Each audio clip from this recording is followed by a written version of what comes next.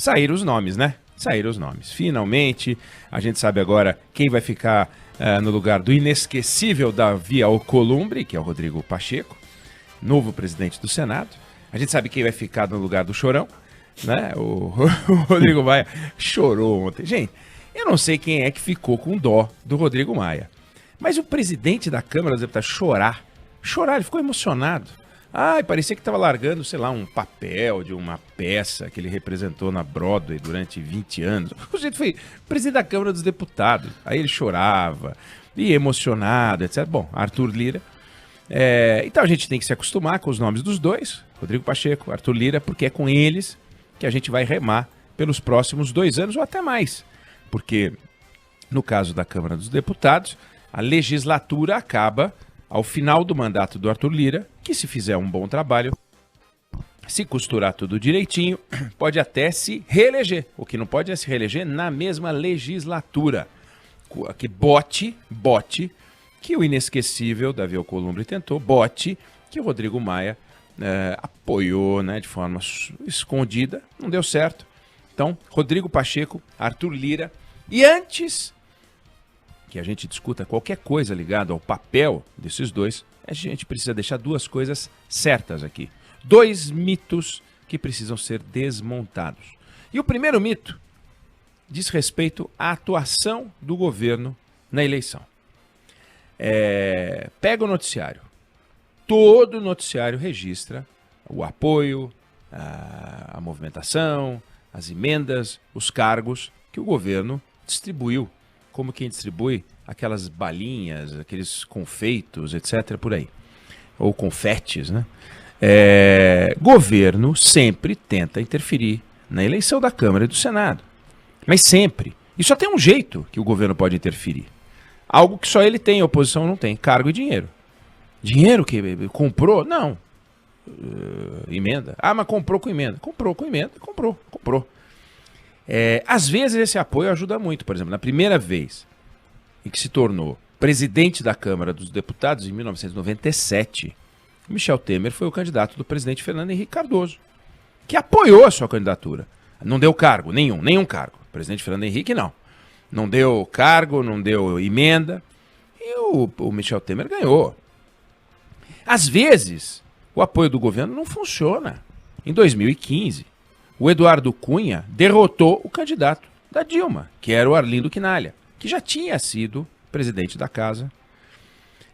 A Dilma não ofereceu cargo para os que votavam no Arlindo Quinalha. Não ofereceu, porque a Dilma não ofereceria, né? Não ofereceu emenda. Não deu certo. Em 2005, a eleição para presidente da Câmara terminou na maior derrota do governo Lula no Congresso. Lembra? Nós falamos disso aqui outras vezes. Quem é que vai esquecer? Em 2005, os deputados elegeram Severino Cavalcante. E o candidato do governo perdeu de forma assim, humilhante. E teve apoio, teve emenda, teve tudo, não funcionou. Então, não adianta. A Dilma liberou, o Lula liberou, o Fernando Henrique liberou, o Itamar Franco liberou, o Collor, todos eles fizeram isso. Alguns conseguiram, outros não conseguiram. O Bolsonaro conseguiu. Outros presidentes conseguiram. Então, precisamos destruir esse mito. É o seguinte, Bolsonaro usou a máquina, Bolsonaro se elegeu dizendo que não usaria a máquina, Bolsonaro fez o que todo presidente fez, Bolsonaro falou na campanha uma coisa e fez outra, Bolsonaro recorreu sim à fisiologia. Agora, dá um ar de ineditismo a isso, pelo amor de Deus, né? O governo oferece cargo, o governo oferece emenda e cabe ao Congresso Nacional, o dia que achar que isso é uma vergonha, e é uma vergonha, mas o dia que achar que isso é uma vergonha, vai lá e aprova uma mudança na legislação, proibindo o deputado de receber emenda. Quero ver. Deputado agora de oposição, né? Ao Bolsonaro, qualquer deputado, não tem mais emenda, deputado não apoia, mas não tem mais como deputado aprovar a emenda dele, pessoal. Quero ver. Dá para discutir isso do ponto de vista moral até 2022, que é o ano da eleição para presidente. Agora, do ponto de vista legal, é assim que funciona. Agora, vem cá, vamos observar isso a propósito desse assunto, o governo oferece verba e pega quem quer. Eu queria que, eu não sei se o Felipe Bueno tem aí no ponto um áudio, que eu acho que é bom a gente ouvir antes da gente seguir a conversa. Você tá aí com o trechinho? Tá aqui, ó. Bueno? Vamos lá. Vamos lá, 1, 2, 3 Vamos ver, Débora. Eu não tenho dinheiro, mas tenho a maçã mais vermelha e deliciosa para você. Ó. Uma mordida apenas e você se sentirá nos céus. Branca de Neve mordeu cuidadosamente a maçã. E assim que fez isso, desmaiou no chão. A mulher velha era ninguém menos que a Rainha Má. E a maçã não era deliciosa, e sim cheia de veneno. Olha isso! Então é assim que os deputados de oposição, os senadores de oposição, apresentam o papel do governo nessa eleição. A Rainha Má pega uma maçã, pega um cargo, pega uma emenda, oferece para os deputados probos, né, os deputados bonzinhos, e fazem e os envolvem numa trama. É como se fosse isso. Pessoas más no Palácio do Planalto e pessoas boas no Congresso Nacional. Todos ótimos, todos altamente éticos e que foram seduzidos pelo presidente Jair Bolsonaro. Foram seduzidos pelo governo federal. Que bobajada, né? Não é a história da Branca de Neve, inocente, né? E perseguida pela Rainha Má. As emendas e os cargos não são maçãs escondidas, né? Venenos escondidos dentro de maçãs, né? Maçãs foram inoculadas com veneno. Não é isso, não. Pega quem quer, sabendo que tem cargo. Quer dizer, o Rodrigo Maia, chorão, reclamando, e os candidatos ou os políticos da oposição reclamando da máquina do governo federal, vai cobrar dos párias, os traíras, né?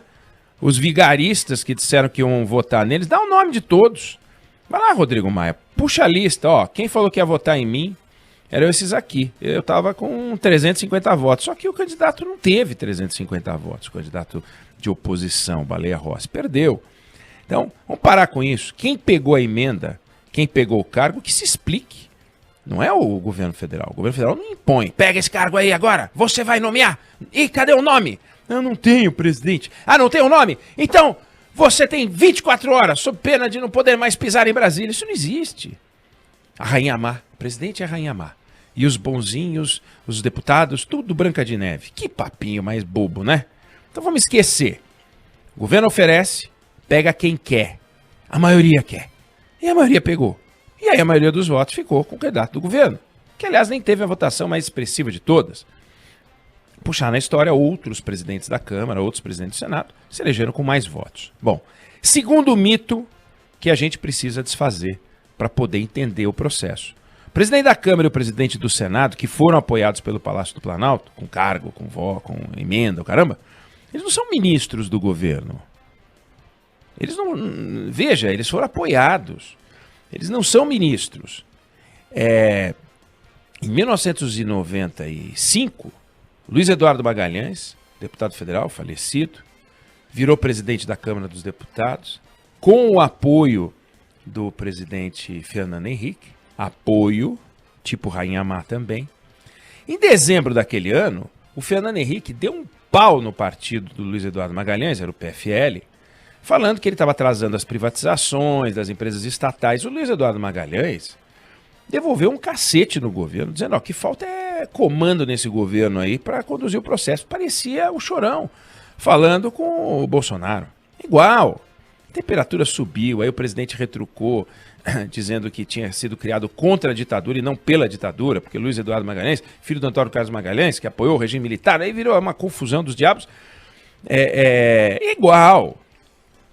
Em 2004... o presidente da Câmara dos Deputados era o João Paulo Cunha, do PT do Lula. E reclamou da administração do Lula porque entupia o Congresso Nacional, a Câmara dos Deputados, de medida provisória.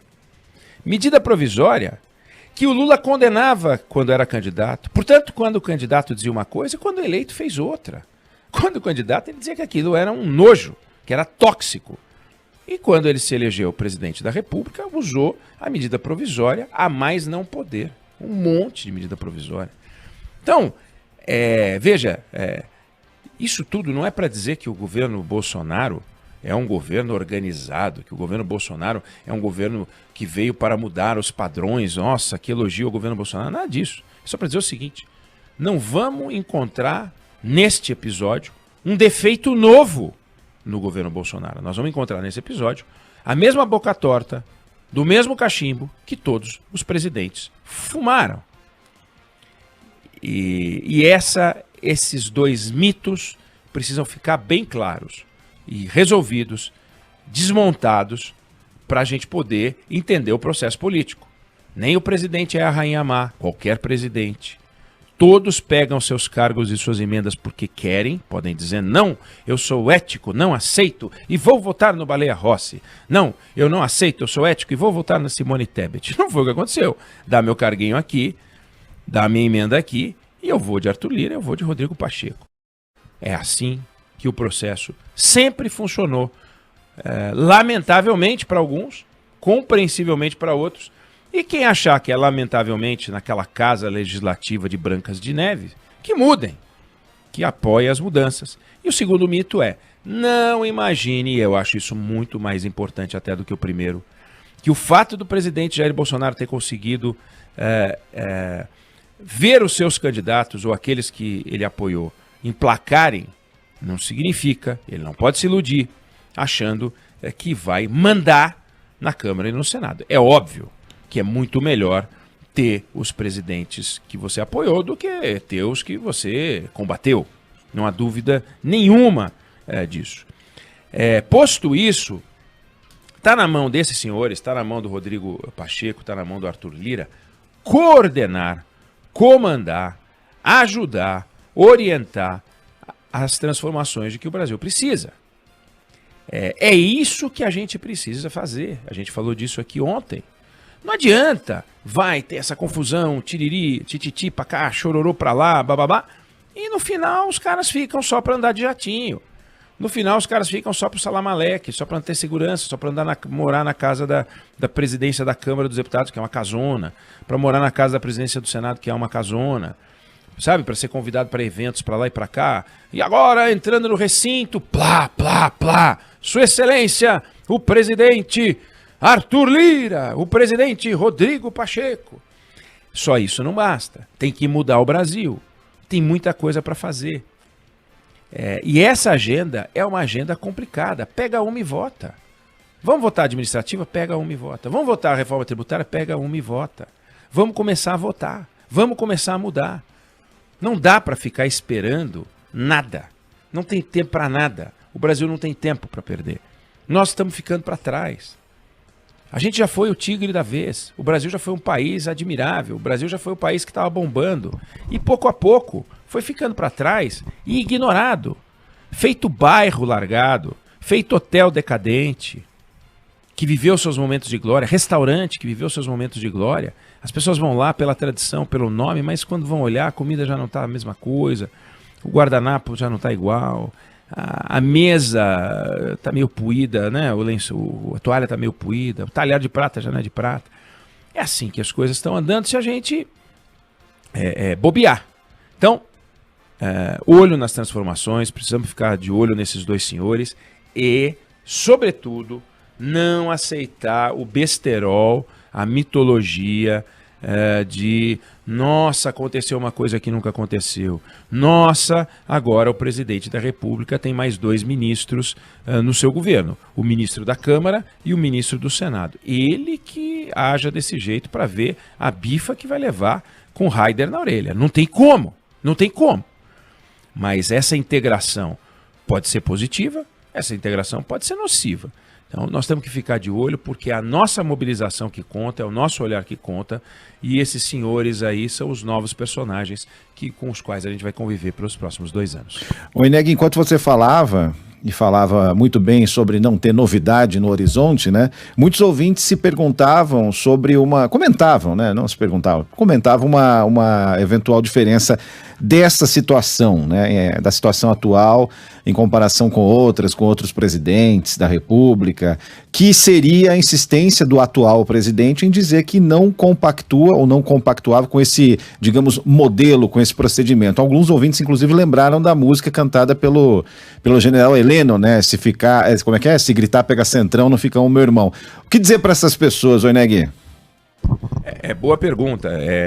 O Centrão é o partido que, ao mesmo tempo em que não tem nenhuma consistência ideológica e tal, ontem o professor Fernando Schiller lembrava, é também o partido que apoiou reformas. Quer dizer, se a gente tem alguma reforma hoje, reforma da Previdência e tal, a gente deve isso ao Centrão em outras versões, em outros momentos. Não dá para a gente imaginar, e eu acho que a gente sempre espera isso, e não digo que é um erro nosso, mas é uma fantasia que a gente tem, eu tenho, o ouvinte tem, que quando a gente tem um processo eleitoral qualquer, a gente sempre está entre o bacana, que vai nos ajudar e transformar completamente o Brasil, e o outro que é o candidato do atraso absoluto. Um é o avanço total, o outro é o atraso absoluto. E a gente acredita nisso. A gente acredita nisso de uma forma tão intensa que fica parecendo que um homem, uma mulher, uma pessoa é capaz de transformar todo um sistema. É uma fantasia. É um jogo de maioria. Na Câmara dos Deputados, então, você imagina o que é formar maioria. O presidente Michel Temer, quando a gente conversou sobre isso, eu liguei para ele quando essa discussão de Câmara dos Deputados começou. Eu liguei para ele, tive uma conversa justamente sobre esse assunto. Vem cá, como é que é essa história daquela casa presidir? Ele presidiu a casa, né, mais de uma vez. Ele diz, a Câmara dos Deputados tem 513 representantes que saem pelo Brasil e voltam com demanda. São 513. No Senado, são 81 que saem por aí, né? São outros 80, presidente mais outros 80. No caso da Câmara, são 512 mais o presidente. Sendo que esses 512 mais o presidente tem uma base. Um é da região tal, do estado tal, o outro é da região do outro estado. Senador não, voto meio difuso. Então esses camaradas têm um compromisso com essas regiões muito maior do que o compromisso que tem com o presidente da Câmara, e o conjunto dos deputados um compromisso muito maior com suas bases do que com o presidente da República, porque do contrário eles não se reelegem. Então é um jogo muito complicado. O Centrão é uma fatia do Congresso Nacional com um peso muito forte, vai dar valsa. Agora, se você pegar a agenda hoje de transformação do Paulo Guedes, ela é muito bacana. Pena que o Paulo Guedes fala pelos cotovelos, não emplaca nada, né? Não faz nada, não consegue emplacar uma. Quem sabe, vamos torcer para agora, com essa mudança no comando, uma ou outra dessas reformas possa passar. Ninguém duvida que a reforma tributária é importante. Não tem cabimento a carga tributária que tem hoje no Brasil. Não tem cabimento hoje a estrutura administrativa que tem no poder central brasileiro, no poder público. Não dá para a gente trabalhar 3 dias e a renda de um dos dias vai para o governo. O tempo inteiro, todo dia, cada 3 dias, a gente fica sem um dia. Então, você imaginar que você trabalha 35% dos seus dias para alguém, é uma coisa maluca. Realmente é infernal. Isso precisa mudar.